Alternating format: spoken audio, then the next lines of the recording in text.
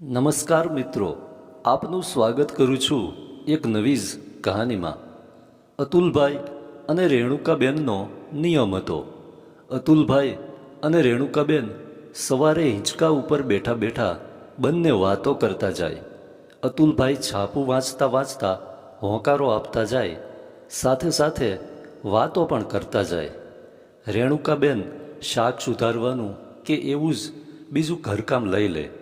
આ નિયમ અતુલભાઈને ભૂતકાળમાં રેણુકાબેનને આપેલ વચનને નિભાવવા માટે જાળવી રાખ્યો હતો। ઘણી વખત રેણુકાબેન કામના લીધે ના કહેતા તો પણ અતુલભાઈ પ્રેમથી સમજાવીને નિયમને તૂટવા ન દેતા। અતુલભાઈને અડધા કલાક પછી ફરી ચા પીવા જોઈએ। સવારે 2 કપ ચા પીવે પછી બધે મૂડ જામે। આજે રેણુકાબેન એકદમ શાંત હતા। તેમને બીજો ચાનો કપ અતુલભાઈને આપ્યો। અતુલભાઈએ જોયું કે રેણુકા સવારની કાંઈ બોલતી નથી ને ચૂપચાપ કામ કરીએ જાય છે। શું થયું રેણુ? અતુલભાઈ ઘણી વખત રેણુકાબેનને લાડથી રેણુ કહેતા હતા। શું થયું રેણુ? આમ સવારથી ચૂપચાપ બેઠી છો? રીટાએ કંઈ કહ્યું? રીટા એટલે દીકરાની વહુ। ના, કંઈ નથી કહ્યું। આજે જરા મૂડ નથી જામતો એટલે શું વાત કરું? એમ વાત કરતાં કરતાં રેણુકાબેન ભૂતકાળમાં સરી ગયા। રેણુકાબેનના લગ્ન અતુલભાઈ સાથે 20 વર્ષની ઉંમરે થઈ ગયા હતા। એ સમયમાં એક સામાજિક માનસિકતા હતી કે દીકરીને બહુ મોટી ન થવા દેવાય। 18-20 વર્ષ તો પરણાવી દેવી પડે, નહીંતર દીકરી ભાર લગ્નની થઈ જાય અને લગ્નમાં અનેક વિઘ્નો આવે। અતુલભાઈનું કુટુંબ જાણીતું હતું એટલે બંનેના લગ્ન થઈ ગયા। રેણુકાબેન વિવાહિત જીવન માટે અનેક સપનાના ભારા લઈને આવ્યા હતા અને સપના સાકાર કરવાના વિચારોમાં ઘણી વખત ખોવાઈ જતા હતા। લગ્ન પહેલાં રેણુકાબેન અને અતુલભાઈની 2-3 વાર મુલાકાતો થઈ હતી, એટલે એકબીજાને સમજવાનો બહુ સમય મળ્યો નહોતો। રેણુકાબેનના સાસુ ગંગાબા આમ તો સ્વભાવે સારા હતા, પણ જમાના પ્રમાણે સાસુપણાની વિચારસરણીવાળા હતા। એટલે રેણુકાબેનનું એક પણ કાર્ય એવું નહોતું કે જેમાંથી ગંગાબાએ ભૂલ ન કાઢી હોય અને ઠપકો ન આપ્યો હોય। મોટે ભાગે એમ જ કહેતા, રેણુકા, આ બરાબર નથી, તે બરાબર નથી। ગંગાબાએ સાસુ વહુ વચ્ચેની ભેદરેખામાં સાસુપણાની જ રેખા રહેવા દીધી હતી। એક વખત રેણુકાબેને હિંમત કરીને ગંગાબેનને પૂછ્યું હતું કે બા, દાદીમાનો સ્વભાવ કેવો હતો?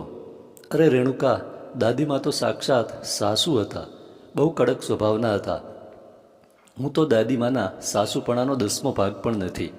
બા, ત્યારે તો તમને દાદીમાના વર્તનથી બહુ ખરાબ લાગતું હશે ને? ગંગાબાએ રેણુકાબેન સામે જોઈને કાંઈ જવાબ નહોતો આપ્યો। રેણુકાબેન સવારે ઉઠે પછી શેક સૂવા સમયે અતુલભાઈ સાથે મેળાપ થતો।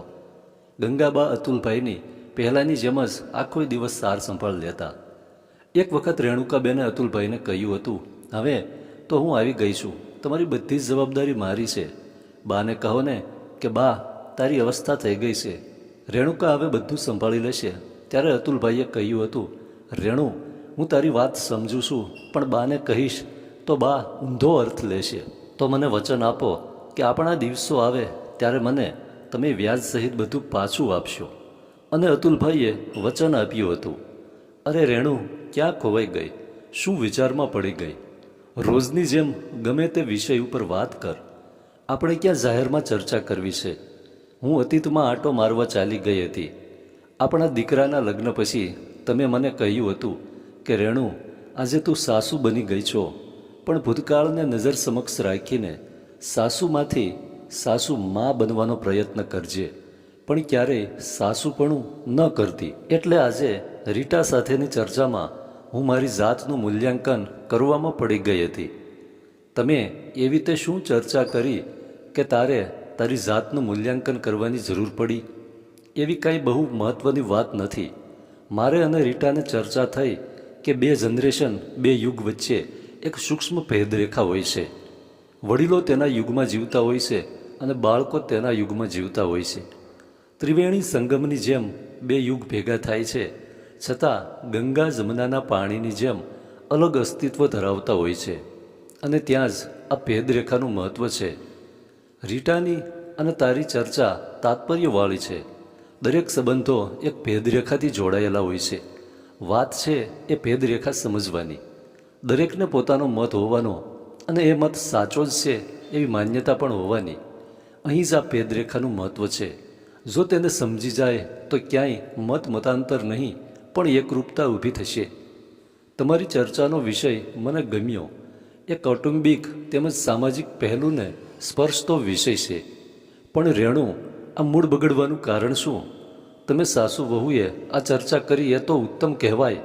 આ વાતથી મૂડ બગડે નહીં, સૌનો મૂડ બદલે.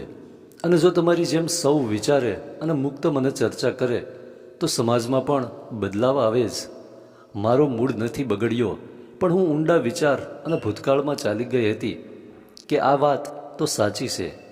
ભેદરેખા ફક્ત બે જનરેશન કે યુગ વચ્ચે નહીં પણ જીવનના દરેક તબક્કે પણ હોય છે.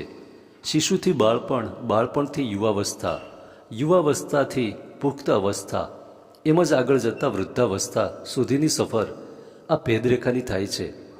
આ ભેદરેખાનું મહત્ત્વ વૃદ્ધાવસ્થામાં વિશેષ વધી જાય છે, કારણ કે ત્યારે બે યુગ, બે જનરેશનનો સમન્વય થાય છે. રીટાનું કહેવું છે, મમ્મી, તમે અને પપ્પા તમારા યુગને એન્જોય કરો, અમે અમારા યુગને એન્જોય કરીએ. આપણે એક સાથે પોતપોતાના યુગને એન્જોય કરીએ, પણ ભેદરેખાને સમજીને. બે યુગ કે બે જનરેશનનો સમન્વય થાય એનો અર્થ એ નથી કે કોઈપણનું સામાજિક કે કૌટુંબિક સ્થાન બદલાય કે વિસરાઈ જાય. દરેક સ્થાન અને સ્થિતિનો માન મર્તબનો અને વડીલનું વડીલપણું જળવાઈ રહેવું જોઈએ. એ જ આદર્શ સ્થિતિ છે.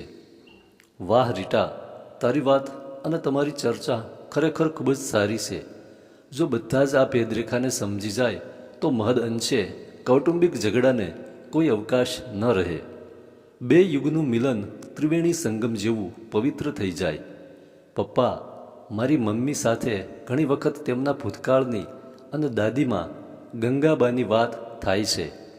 પપ્પા, મને એ વાત ઉપરથી ચોક્કસ એવું લાગે છે કે જૂના ચીલે ચાલવા કરતાં યુગ સાથે પરિવર્તિત થવું જરૂરી છે. એ પરિવર્તન મેં મમ્મીમાં જોયું છે. મમ્મી એ પોતાના ભૂતકાળમાંથી ઘણી શીખ લીધી છે અને અમલમાં પણ મૂકી છે. જો બધા જ આમ વિચારે તો કોઈ જાતના પ્રશ્નો ઊભા થવાનો સવાલ જ ન રહે. ખરું ને પપ્પા?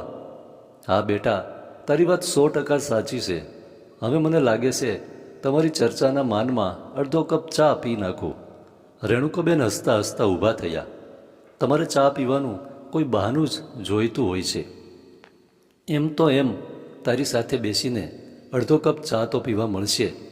રીટા અને રેણુકાબેનની આંખો મળી બંનેની આંખો મંદ મંદ હસી રહી હતી. અતુલભાઈએ આ દૃશ્ય જોયું અને વિચાર્યું કે આવું દૃશ્ય બધા ઘરે જોવા મળે તો કેવું સારું. ધન્યવાદ.